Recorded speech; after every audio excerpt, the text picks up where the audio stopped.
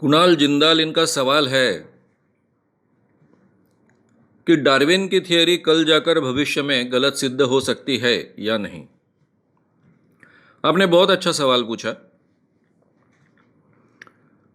Darwin की उत्क्रांतिवाद की जो भी थियरी है, जिसको हम इवोल्यूशन की थियरी कहते हैं,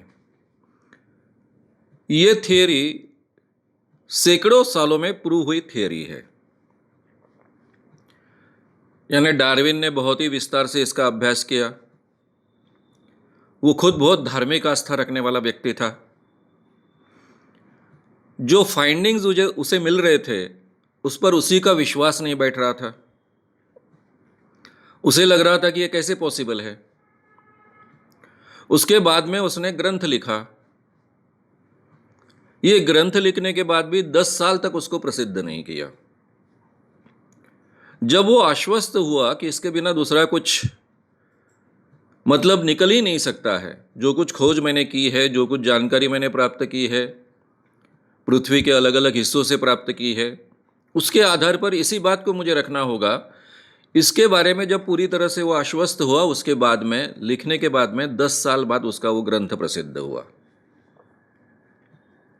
उसके बाद भी कई साइंटिस्ट ने उसके बारे में आक्षेप लिए, अलग मत रखे। पूरे दुनिया भर में ये चर्चा चलती रही। कुछ मिसिंग कड़ियां इस ढंग की थी कि जिसके ऊपर से ऐसा लग रहा था कि डार्विन का उत्क्रांतिवाद का जो सिद्धांत है, इवोल्यूशन का जो सिद्धांत है, वो पूरी तरह से प्रूव नहीं हो पा रहा है। उल्टी कड़ियां थी कुछ। जब धीरे धीरे संशोधन बढ़ते गया, पूरे दुनिया में विचारों के बारे में थोड़ी ज्यादा स्पष्टता आई, क्योंकि डार्विन का उत्क्रांतिवाद का सिद्धांत पूरे दुनिया के धर्म के जो आधार थे उसको उखाड़ फेंकने वाला था। क्योंकि सभी धर्मों ने कहा है, जेनेसिस की कल्पना में, ये सृष्टि की उत्पत्ति कैसे हुई, इंसान की उत्पत्ति कैसे हुई, ये सभी धर्मों को कहना पड़ा। क्योंकि इंसान के सवाल का ये मन में निर्माण होने वाला सवाल है, जिसका वो जवाब चाहता है। और इसलिए इस सवाल का जवाब देना हर धर्म का कर्तव्य था। इसलिए करीबन दुनिया के जितने भी धर्म हैं, उन सब ने कहा है कि भगवान ने ही ये सब निर्माण किया है। सृष्टि भी निर्माण की, इंसान को भी निर्माण किया। और उसको पूरी तरह से छेद देने वाला, उसके खिलाफ मत रखने वाला, ये डार्विन का इवोल्यूशनरी थियरी थी, उत्क्रांतिवाद का सिद्धांत था। इसलिए रखते समय ही उसने बहुत बहुत सोच समझकर इस बात को रखा है, डर डर कर भी रखा है। क्योंकि खुद की बचपन से जो मान्यताएं उसके दिमाग में थी, उस पर संस्कार जो हुए थे, धार्मिक संस्कार थे, उसके खिलाफ ये बात थी। तो सबसे पहले डार्विन को अपने आप से झगड़ना पड़ा। डार्विन ने यह बात रखने के बाद में दुनिया भर में यह झगड़ा अपने आप से चलता रहा साइंटिस्ट के बीच में। धीरे धीरे पूरी दुनिया खुलते गई कि धर्म ने जो भी बात रखी है वो अलग है, लेकिन विज्ञान की जो बात होती है, जो सच है, वो सामने रखना चाहिए। ये विचार जब प्रबल हुआ, तब पूरे दुनिया में डार्विन के उत्क्रांतिवाद के सिद्धांत के बारे में खुलकर बोलना शुरू हुआ। अब ये जो मिसिंग कड़ियां थी, उसमें कुछ गलत कड़ियां मिल रही थी। यानी जो बता रहे थे कि डार्विन का जो इवोल्यूशन की थियरी है पूरी तरह से सच नहीं है। आगे चलकर यह सिद्ध हुआ कि कुछ लोग जो बहुत धार्मिक विचारों के थे, साइंटिस्ट में से, उनको ऐसा लगता था कि यह सिद्ध नहीं होना चाहिए, इसलिए उन्होंने झूठे प्रमाण सादर किए थे। ये झूठे प्रमाण हैं। ये सादर होने के बाद में मिसिंग कड़ियां भी अब मिल गई। इसलिए आज के जमाने में 2018 में जब बात करते हैं, तो ये डार्विन का उत्क्रांतिवाद का सिद्धांत, इसके खिलाफ कोई भी साइंटिफिक प्रूफ नहीं है। और केवल इसी ढंग से इवोल्यूशन हुआ होगा, इसके बारे में आज की वैज्ञानिक दुनिया आश्वस्त होकर कहती है कि यही हो सकता है, दूसरा कुछ होने की गुंजाइश नहीं है। अब यहां तक तो बात आ गई। अब आपका सवाल है कि कल जाकर यह झूठी साबित होगी। विज्ञान की कोई भी बात एक बार प्रूव होने के बाद में वो कभी झूठी साबित नहीं होती है। ये जो हम कहते हैं ना कि विज्ञान बदलते रहता है, कई वैज्ञानिक लोग भी बोलते हैं, विज्ञान का अभ्यास करने वाले भी लोग बोलते हैं कि विज्ञान बदलते रहता है। ये वाक्य ही पूरी तरह से झूठा है, क्योंकि जो वैज्ञानिक होते हैं वो कोई फिलोसोफर नहीं होते हैं। वो केवल अपने विज्ञान के क्षेत्र में विचार करते हैं, अपनी बात रखते हैं, अंदर से थोड़े नम्र होते हैं। विज्ञान की जानकारी उन्हें बहुत अच्छे ढंग से होती है, लेकिन पूरे दुनिया की जानकारी हमें नहीं है, इसका भी आभास उन्हें होता है। इसलिए वो कोई चीज़ें कॉन्फिडेंटली बोलना नहीं चाहते, दूसरे क्षेत्र में हस्तक्षेप करना नहीं चाहते, दूसरे क्षेत्र में अपना मत व्यक्त नहीं करना चाहते। और इस कारण भी, और इस क्षेत्र की हमें जानकारी नहीं है दूसरे क्षेत्रों की, इसलिए भी कई वैज्ञानिक ऐसा कहते हैं कि ठीक है आज ये प्रूव हुआ, लेकिन कल दूसरी कोई चीज प्रूव हो सकती है, या फिर विज्ञान बदलते रहता है। एक तो मूलतः विज्ञान बदलते रहता है, ये वाक्य ही पूरी तरह से झूठ है। विज्ञान है हमेशा आगे चलता है, आगे बढ़ता है, एक्यूरेट और एक्यूरेट और एक्यूरेट बनते जाता है। लेकिन विज्ञान में एक चीज प्रूव हुई और उसके अगेंस्ट खिलाफ दूसरी चीज प्रूव हुई, ऐसा आज तक नहीं हुआ है। अभी हमेशा उदाहरण दिया जाता है डॉक्टरी फील्ड का। मेरे बचपन से हमको सिखाया जाता था कि आदमी अगर जल गया तो उस पर पानी नहीं डालने का है। जलते हुए इंसान को अगर उसकी आग बुझानी है तो उसके ऊपर कंबल ओढ़िए, बाकी कुछ कीजिए, लेकिन पानी मत डालिए। अभी आज सीधा कहा जाता है कि पहले जलना शुरू हो गया किसी भी इंसान का तो सबसे पहला काम करो, आपके पास ठंडा पानी है वो डाल दो। अब ये उल्टा हो गया ना, बराबर है, उल्टा हो गया। लेकिन मानव विज्ञान के बारे में यानी डॉक्टरी व्यवसाय के क्षेत्र में सबसे बड़ी दिक्कत ऐसी है कि इंसान पर हम लैब में प्रयोग नहीं कर सकते हैं। यानी भाई 5,000 इंसान ले लिए, उनको जलाकर देखा, पहले पानी डालकर देखा, फिर कंबल ओढ़कर देखा, इस ढंग से प्रयोग तो कर नहीं सकते हैं। इस क्षेत्र में गिनी पिग कर कर इंसान का उपयोग हम नहीं कर सकते, इसलिए हमको ट्रायल एंड एरर मेथड से जाना पड़ता है। और इसलिए इस ढंग की कई बातें आपको खासकर मेडिकल साइंस में देखने को मिलेगी कि पहले एक मत था, उसके खिलाफ दूसरा मत साइंस ने स्वीकारा है, यानी मेडिकल साइंस ने स्वीकारा है। लेकिन आपको बाकी विज्ञान के क्षेत्र में इस ढंग से कभी भी कुछ भी हुआ है आज तक ये देखने को नहीं मिलेगा। इसके लिए सबसे बढ़िया बात एक व्यक्ति ने इस दुनिया में कही है, जिसका नाम है डॉक्टर बर्ट्रांड रसेल। बहुत बड़े वैज्ञानिक थे और बहुत बड़े फिलोसोफर भी थे। उन्होंने फिलॉसफी ऑफ साइंस नाम की किताब लिखी है। उसमें बहुत अच्छे ढंग से इन सभी बातों के बारे में उन्होंने स्पष्टीकरण दिया है। वे कहते हैं कि विज्ञान के क्षेत्र में 3 स्टेजेस होती है। पहली स्टेज हाइपोथेसिस होता है।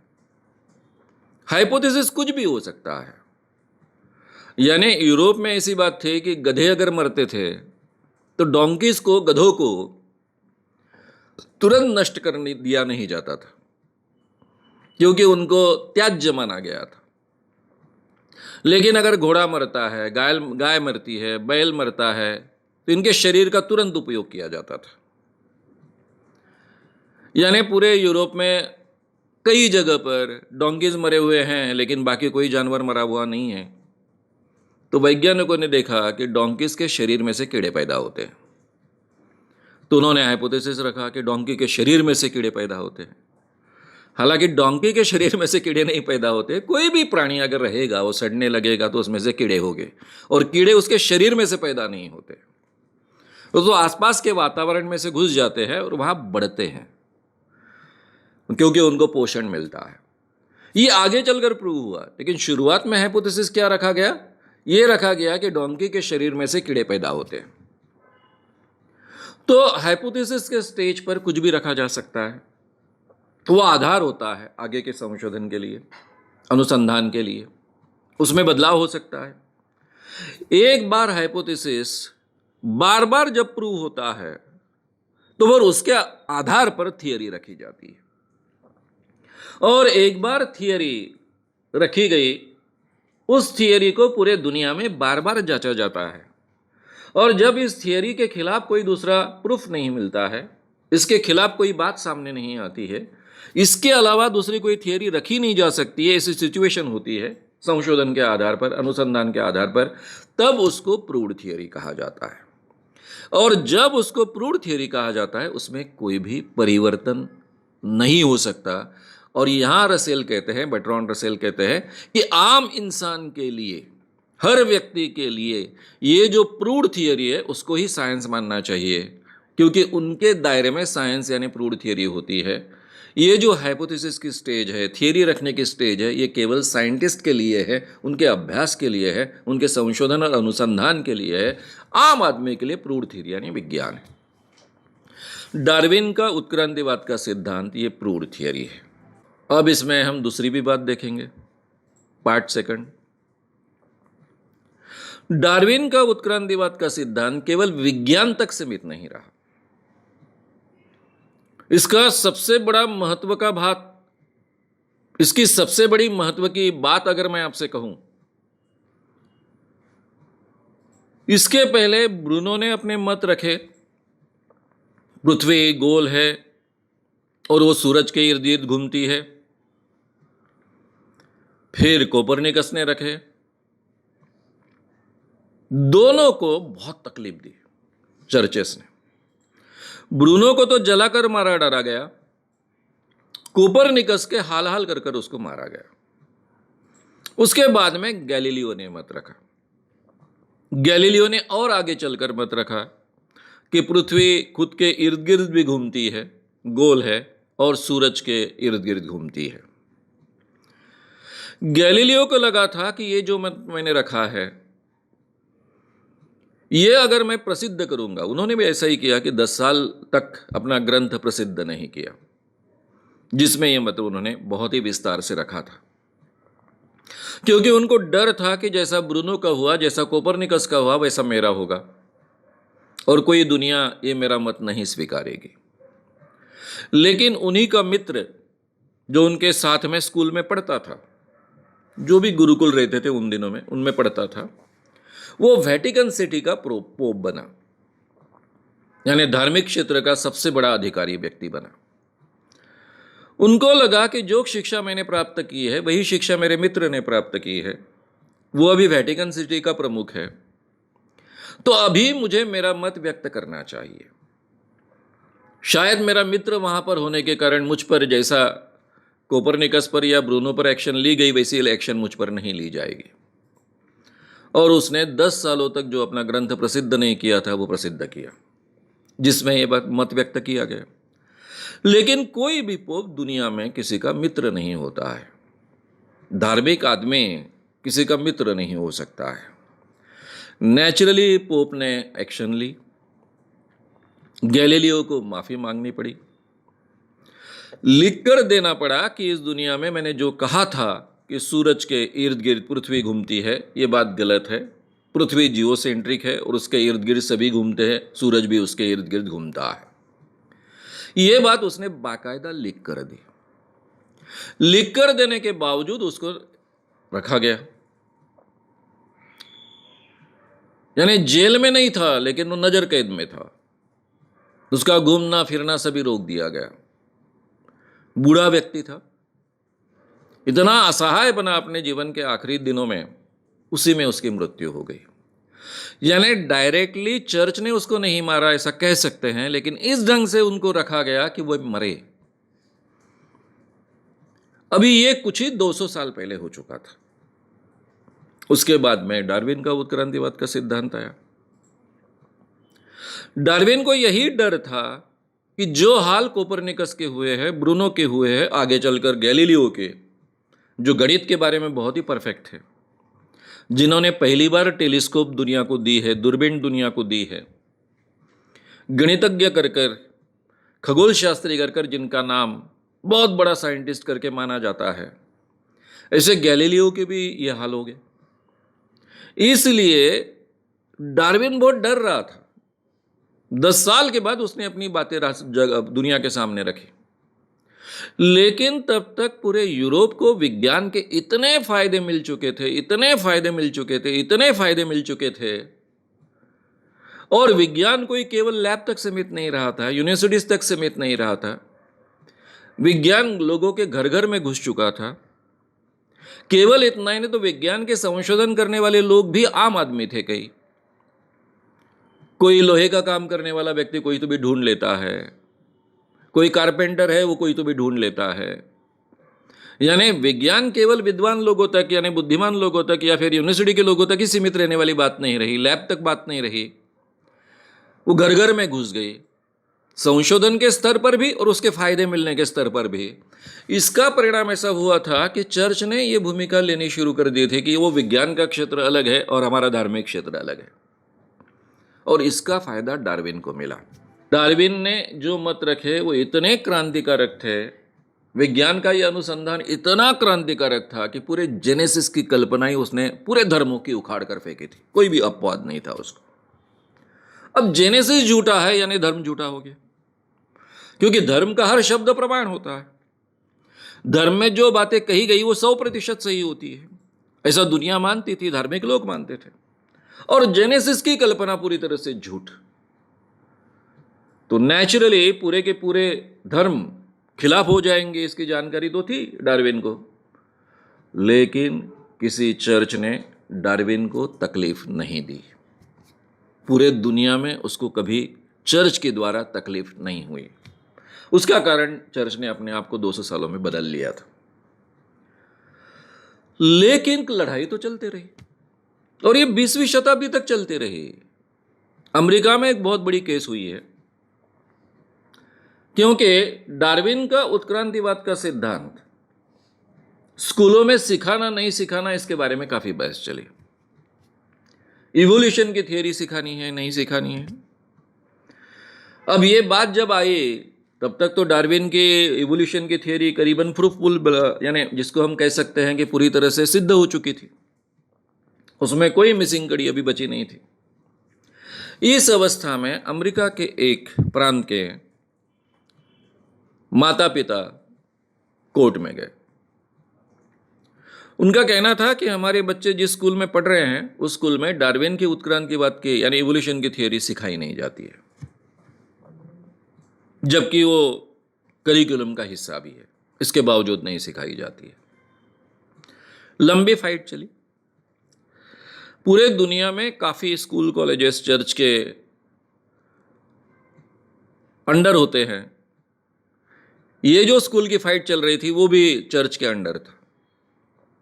तो चर्च स्कूल की ओर से आखिरी तक फाइट करते गए, और जो भी हाईएस्ट कोर्ट होगा उसका निर्णय आया कि आप इस ढंग से कर नहीं सकते हो।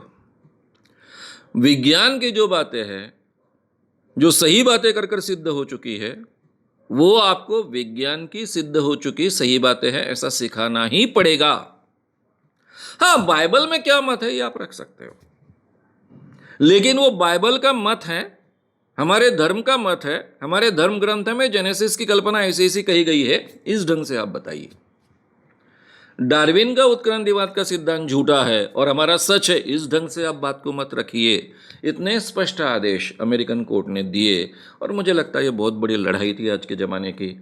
इसके बावजूद हमारे देश में कुछ लोग कहते हैं, एक हमारे बहुत बड़े मंत्री भी कहते हैं कि डार्विन का उत्क्रांतिवाद का सिद्धांत झूठा है, क्योंकि बंदरों से तो इंसान नहीं पैदा हुआ है, मैं तो नहीं पैदा हुआ हूँ, कुछ बंदर हो गए ऐसे। अब सही बात ऐसी है कि बंदरों से इंसान पैदा हुआ है, डार्विन के उत्क्रांतिवाद का सिद्धांत का हिस्सा ही नहीं है। यानी बंदर और इंसान की शाखा एक ही प्राणी से शुरू हुई, ये हम कह सकते हैं। और आगे चलकर तो कह सकते हैं कि अमीबा से, यानी एक पेशीय जो प्राणी था, मन सेल का जो प्राणी था, उससे सभी प्राणी पैदा हुए हैं। उससे इंसान पैदा हुआ, उसी से शेर पैदा हुआ, उसी से हाथी पैदा हुआ, ये भी कह सकते हैं। तो इसलिए जो सच्चाई है वो हमको स्वीकारनी पड़ेगी। और आपने जो सवाल रखा था कि क्या इसमें आगे चलकर परिवर्तन पॉसिबल है, एक्यूरेसी बढ़ेगी और एक्यूरेट होगा और बारीकियां उसमें स्पष्ट होती जाएगी। लेकिन डार्विन का उत्क्रांतिवाद का सिद्धांत, इवोल्यूशन से ये पूरी सृष्टि पैदा ही नहीं हुई है और फिर किसी भगवान ने या फिर किसी चीज ने इसको पैदा किया, इस ढंग से कोई भी बात प्रूव होने वाली नहीं है, क्योंकि विज्ञान कभी भी एक बार सिद्ध हुई वो बात असिद्ध होती नहीं है। विज्ञान इस ढंग से काम नहीं करता है। विज्ञान केवल सच को ढूंढता है और जब उसे सच मिलता है तभी वो बात सामने रखी जाती है। उसी को प्रूव थियरी कहते हैं और प्रूव थियरी में कभी भी परिवर्तन नहीं होता है।